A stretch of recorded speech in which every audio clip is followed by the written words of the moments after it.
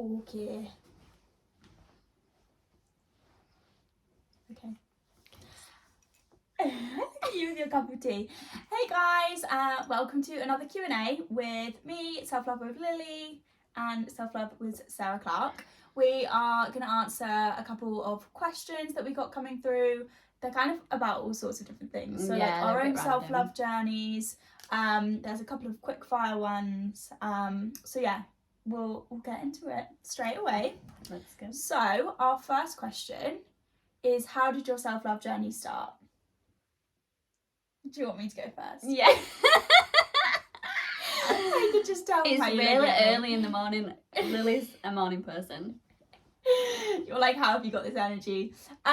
So, gosh, I feel like if I was to say, I feel like there's two different self-love journeys. So I feel like I started kind of like a healing my mental health self-love journey really early on, like probably when I was like 14, 15. I was like trying to recover from an eating disorder and stuff. So I would say that's probably when I started to go to therapy and like just become more aware of myself and my thought patterns and stuff. But then in terms of when like I really class it as being like, okay, like I am on a self-love journey now, like really putting myself first, like in a totally different way, that was probably like 3 or 4 years ago now. And I think I knew I needed to anyway, like I was struggling with my mental health again, like going to work and things. And I was also in like just a very unhealthy relationship. And I think that kind of spurred me to be like, right, I feel miserable. I'm not happy in this relationship. Like I need to start doing things to put myself first. And then I started doing things before I left the relationship, and then when I left, I feel like it just pushed me even further into like, I started going to like women's circles, I started journaling and meditating regularly, like having a self-care routine. I got a coach, like I went in, and I feel like that's when it started, probably about 3 or 4 years ago. And then like the transformation in my life in every fucking aspect is actually wild. Like friendships, dating even, like the fact that I've been single for a year. Everything looks different, doesn't it? It does. Anyway, enough of me. Your turn. Yeah, so I would say, I feel like I've always been very aware of certain things, like even growing up. But I think my proper self-love journey kicked in. Like even through my 20s, I was definitely trying, but I didn't really understand like how to make the big steps. And then I knew I always wanted a therapist, but it always felt like it was something I could never do. And then when I had my second, so I was in a toxic relationship. Toxic relationships are quite a good way of like, yeah, they highlight, pushing you to, I think they highlight a lot. And because I was such a people pleaser as well, like I would be like, what do I need to fix, like what do I need to do right? And then when what can I do different? I was feeling like, well, I'm doing everything, the most, so I'm doing as much as I can, it highlights a lot. And then so I did get a coach. I pushed for that, even though it was really scary to do and like and expensive. Like expensive. I was shitting myself to spend that money, because I was like, especially when I tried so much like therapy, because you're on, I don't know about you, but I felt like it's this or nothing. Like what else do I do? I was like, I just don't know what I can do anymore. If this doesn't work, what's gonna work? And it did work. And like I was the same as you, within a matter of months, everything started to look different and feel different, and I became aware of a lot more, and I became more confident in myself with what I was saying, what I was doing, what I liked, what I didn't like. And that caused a lot of like upset in regards to relationships, but it made me feel so much more confident, and because I knew it was like my truth, and I never really knew what that was. I always kind of asked other people for, what do you think, and then I'd be like, oh well, they think that, so that must be what I need to do, or maybe that's the right opinion. Whereas now I go, off my own judgment. Even if it doesn't work out, like I don't judge myself. And also, like, you can still ask people for their opinion, and it doesn't mean you have to take it. It's good to get opinions and advice, but you have to go with your own inner, like, guidance, I think. 100%. Next one. This is a bit of a dilemma, I guess. So I'm in a long-term relationship and we have a child, but I'm so unfulfilled whilst also being really scared to leave. I mean, I feel like you're probably best placed. I feel like that's so common. Been on this journey. Yeah. 100%. I think it's so common for people to stay in relationships, like when children are involved, when marriage is involved, because they feel like it's the best thing for the children to stay together. I think when we go into like having children with someone, even if it's an accident, we think, right, this is it. This is it for us, because in society that's how family life is sold to us. Like, you live in the same house, you stay together. 100%. Whereas in reality that's not the case. Like, living in separate houses still makes you a family. It's just it just looks different. And I think, again, it's fear in it. Like, it's fear of the unknown. Like, it's fear of the unknown of what will happen, and it's fear of change. But change and the unknown is actually the most, like, where the most growth happens. And like, it's hard because when you're in it, it's so hard to take the step. But when you've taken the step, even like the smallest step, when you've taken it, you're like, why have I not done this like sooner? Why have I been so scared? From my sister's experience of it, like, I think like the logistics of and stuff of it can really put you off 100%. And really scare you, because like you have to move everything, like financially, like it's so scary to like have that responsibility. You question, like, is it the right thing for my children to do this? Like, am I doing the right thing? Am I being overreactive, like in how I feel? But you're not, like, you're not. Even if the person that you are with isn't mean, like isn't aggressive, like hasn't really done anything, like, and you're just not happy, that is enough to leave the relationship, even for your child. Like, you've still got to remember that just because you have children, you're still on your own. This is still your life. But also, a child just needs two happy parents. It doesn't need to live in the same house as two parents. Is the main thing. And like, I think actually separating can improve your relationship, like as co-parents, and actually create a better situation for your children to grow up in, rather than like staying together and just like both being miserable. And I also think one of the things that I think would like can be helpful is thinking to yourself, like, is it actually, you know, like, is it actually what I want to teach my children about love? Like, do I want to teach them and role model to them that you don't really like each other, but you put up with it, like, because you've got kids? Exactly. And you would want the best for your kids. Like, you will want your children to be in a healthy, loving relationship. And it's like exactly the same for you. And that's, you've got to remember as well, like, you're your parents' children. So they want that for you. Like, you're still someone's child. Like, we think when we get to a certain age, we just think that we know everything and we, like, you know, do whatever we want to do. But we are still someone's baby. Like, we are still someone's child. We still wasn't born on this earth to just be in a house with somebody who makes us unhappy or unfulfilled, or could be bullying us, or could be talking to us like shit. Even if you are financially like codependent, I know I was, like, when I was in that situation, and it makes it harder, but it doesn't make it impossible. And you'll be so surprised how things just come together. Things will fall into place. You might not, you know, get 3 holidays a year just yet, but you know, you've just got to trust that this like temporary loss is worth like the happiness that you're gonna gain. The gain will be huge. Like, there's pros and cons to everything, but you've just got to think, you've got to see how you want to live your life, because some people probably don't care. It's like on your deathbed, like, are you going to be happy that you did that? And as well, like, I think we forget that there's so many humans in the world. Yeah, like, regardless of your age, like, you could meet someone. There's so many humans. Any time of your life. Like, you could, you know, split up when you were, like, 60 and you could still find someone. Yeah, like, you've just got to, like, think, like, because I know a lot of the thing is, I've got kids, who's going to want me kind of thing. Oh my God, they are fucking That is lucky. not a problem. Yeah. That is not a problem. No, and I also just think, like, if anything, it helps weed the wrong people out, because they wouldn't be the right person anyway. But also, like, it's actually a fucking privilege for someone to be a part of your children's life, to, like, be influential. I genuinely think that that's, like, something that people, like, it should be it's a privilege, not like some like, oh God, she's got kids. Like, it's a huge thing. You do go through the motions, and like, but honestly, all I can say from my own experience is when you do what feels right for your actual whole body, like your whole body and your whole soul, and you stand up for that and you speak that, you already feel a million times better, even if your whole world is falling apart.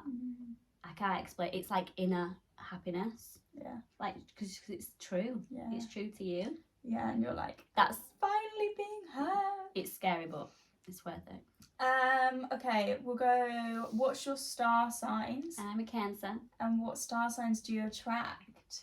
I don't know what star signs I attract, you know. I attract, normally, so hang on, before I speak too fast, impulsively, I can attract fire signs, and we are complete opposites, and we don't... I'm a fire sign. I know you are, but we're not in a romantic relationship. Are we not? I've got friends who are fire signs. Are we not? This is news to me. You know what I mean? Like, friendship-wise, like, I've got you and Sophia both fire. Yeah. But I attract Cancers. I'm just thinking, like, friendship-wise. Oh, dear. One of my other really close friends. Because we're the best friends. Cancers, yeah, very emotional. What do you mean you have another best friend? So we're not in a relationship. Relationship-wise, I have a running history of fire, and it's been fiery. But then I have had a few. I don't know what a Capricorn is. Capricorn. Oh, I don't know. Well, isn't it like a goat or something? It's quite like ground. Yeah, I feel like it's earthy. And then a bit of water. A bit of water recent. Which I think water and water is fine. I mean, I just never pick the ones that are compatible. Obviously, a Taurus. I'm compatible with Tauruses. There you go. Taurus. What are you compatible with? I don't know. Should we look it up? Quickly look. Someone that I dated recently was Pisces. So that's water. So yes, that's opposite to you, so that's never really going to work for you. What we're looking at, what star signs are Sagittarius? Maybe Virgo, am I compatible with? I can't remember. Lord. Here we go. Sagittarius, friendships and romantic relationships are fellow fire signs. Yeah, and air signs. So Sagittarius, Aries, Leo. I've never dated any of those, so that explains a lot. Gemini, Aquarius and Libras. Also have a similar. Okay, Gemini. Well, my sister's Gemini. And so is one of my nephews. So you need to get in the months of April, August and December. April, August and December. Okay, good to know. Okay. Your best match is an Aquarius. Yeah, what? They say different things. I don't know anyone who's an Aquarius. What even, when is an Aquarius? It's like end of Jan, early Feb. So if there's any Aquariuses out there who wants to date Lily. Oh, so apparently this says Sagittarius and Pisces. I feel like everything says different. I mean, to be fair, a lot of it depends on the actual person. Well, and I how also think aware they are. It's not just your sun, is it? It's like this is your sun, moon, rising. It's your whole birth chart. And we which ain't there got is time an for that app. right now. There's actually an app that you can do. Oh, cool. And put stuff in. Oh, I've done it before with someone I was on a date with. I don't have it on my phone I have anymore. done it on Pattern. It wasn't an app, it was just like a link. You can put a birth chart. His mum was into birth charts though, so he was like, yeah, sure, here's my details. No, that's and it was only on a second date. I was like, I need time of this of birth. Excellent. Yeah, of so course. I can work out your birth number. Right, yes, right, sorry. Other questions. I really struggle comparing myself to others, especially pictures on social media. and it makes me feel really insecure. Okay, stop doing that. Stop doing that. Great advice. We all fucking do it. No, I know. So one of the things I did years ago, like in my 20s, was I made a conscious effort to the parts of me that I didn't like. So, like, for example, I feel so vulnerable right now. I hated my nose, so I would like say in the mirror that I loved my nose. Oh, yeah. Do affirmations. And I know that sounds so silly and basic, but I swear to God it works, because your brain believes whatever you tell it. Yeah, it's actually scary. Affirmations do really work. Because your mind lies. Your mind just comes up with the same thought patterns that it's always come up with, and it's up to you to change them. And like, affirmations are incredibly simple, and you do feel kind of stupid, and you're like, is this even going to work? But genuinely, like, in my life, they have been so powerful at changing beliefs that I have and thought processes that I have. And it's such an easy start. Yeah. And then I also unfollowed, like, all the super pristine body models. Yeah, I did that. Anyone that I just felt like, even if I didn't realise I was comparing, but I could compare to. Yes. Because 100%. in reality, we're all just so... We all have cellulite, and we all have stretch marks, and we all have spots, and we all have like all this stuff. Like, it's just, that's normal. And I think we get confused with what normal is, because social media is so perfect. Yeah, it doesn't show that. But that's it will not only real. show someone's body at a certain time. Like, they probably haven't eaten yet that day. They've been to the gym. The lighting's perfect. Exactly. They may have filtered it. And it's like, that's not reality, especially as women. Like, throughout the month, our bodies change so much. Like, my body changes so much, and that's why like our cycle is not just a week. Like, exactly. It's the whole month. Men's is 24 hours. It's literally 24 hours, so they're the same every day. And that just explains everything, doesn't it? That's why they're so stable. That's why they're so stable. That's why we're a fucking mess. But honestly, like, actually having awareness of my cycle has been really helpful in terms of like my own body image journey, because now, like, I get to a certain point and I'm like, of course my boobs are massive for me, can I just say, like, of course I feel really fucking bloated, of course I'm starving, of course I feel swollen, of course I'm eating loads, of course I'm horny, of course I'm horny. That's the best one. Of course I'm horny 24/7. So yeah, I would say that. I think what you said, like, unfollow people or mute.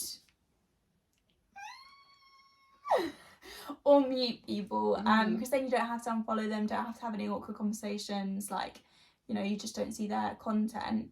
I think also, like, reminding yourself that it's their highlight reel as well. Yeah, like social media makes us look like we're high all the time. I mean, on my self-love social media, I'm a mess, and I do that intentionally. Yeah, I do that intentionally because that is just the truth. Yeah, like, no one is positive, happy 24/7, physically impossible. Oh, pristine. Like, most of the time I look like Adam Sandler. Like, What's wrong with Adam Sandler? Nothing. That's what I mean, though. So I'm not gonna, if I want to tell you something, I'm not gonna run upstairs and do my makeup and I get you. Make sure that I look really skinny in the mirror just to tell you about it. You're gonna just know about it if I've got sudocrem on my face and my hair shoved up and I'm in my dressing gown, because that's reality. Normal life for me and like for loads of other people. Yeah. But on my private, I'm gonna post the pictures of when I'm looking sexy. Do you know what I mean? So people can be like,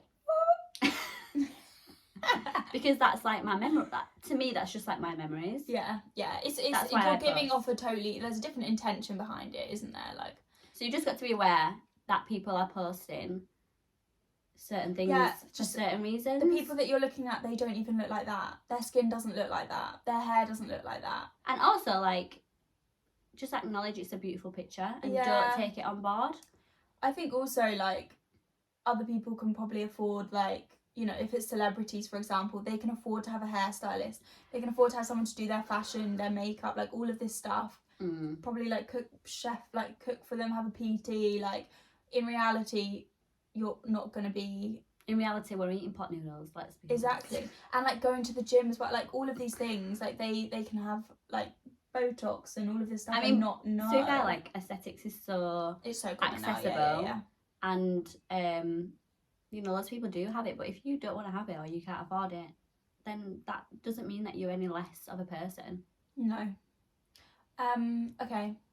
And I also think this is slightly different, but if you are comparing people like, oh my god, their life is amazing, they've done so much, I haven't done much, so like not in the like aesthetic sense that you're comparing yourself. Oh yeah. I always try and remind myself like they're just mirroring back what's possible for me. So if I am jealous that someone is like on a beautiful exotic island, or like someone is, I don't know, like they've just got like some coaching qualification or something like that, like all of that is just showing you what is possible for you to like use it as inspiration, and not like if jealousy comes up. And also you don't know how desperate they've been to get in that moment. You don't know how long they've been on their journey as well. Like you only come in at a certain point. They could have been doing this for the past 20 years. And also I think everyone's life is going to play out completely differently, and you have to like allow your life to just play out how it's meant to.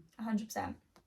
Okay, to finish off, quick fire questions. Okay, first up, summer or winter? Summer, 100%. I don't thrive in winter. We were saying this yesterday. This is not the real us. Winter is not for me. This is not us right now. I need to be outside without a jumper on. I need to be able to leave it in shorts. Yeah, just however I am.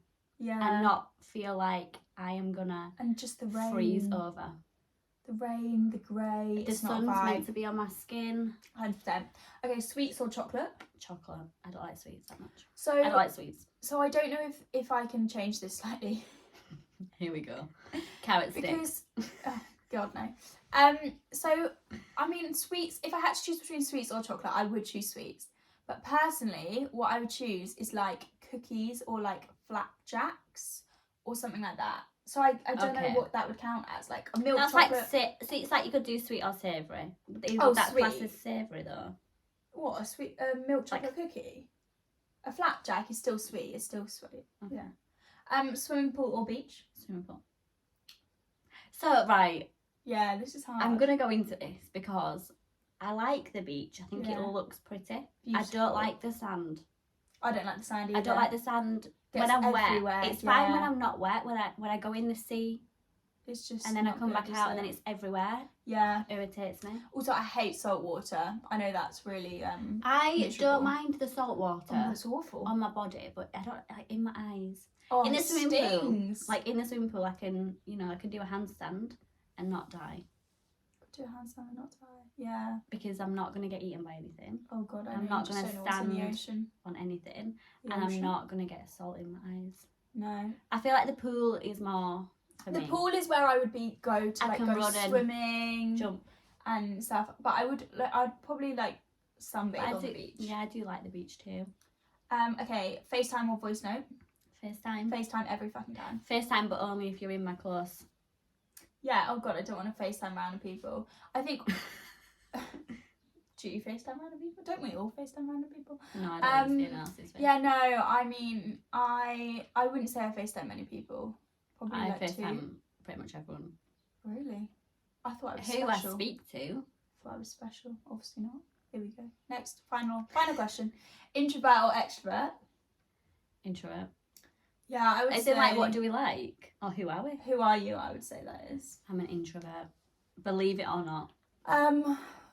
I would say introvert as well, 100%. Like, I think... Because the way that I define introvert, extrovert is introvert, you, like, gain your energy back by being alone. Whereas an extrovert, like, you get your energy from being in social situations. And that is not me. When I come away from a social situation, I'm like, oh my God. Yeah. Like... someone help me, I need to like just be alone. But like I can be at home with someone who I'm like comfortable with. Oh yeah, like and us. Get energy. Us, yeah. Yeah, do you know what I mean? Like I can be introverted with people and feel good. There's some people that you just feel like so safe with. Feel good about it. Yeah, and you can just sit there and like just be. But then I can go out and probably have a great time. Probably look extroverted. That's the thing. But again, it's only if I'm comfortable.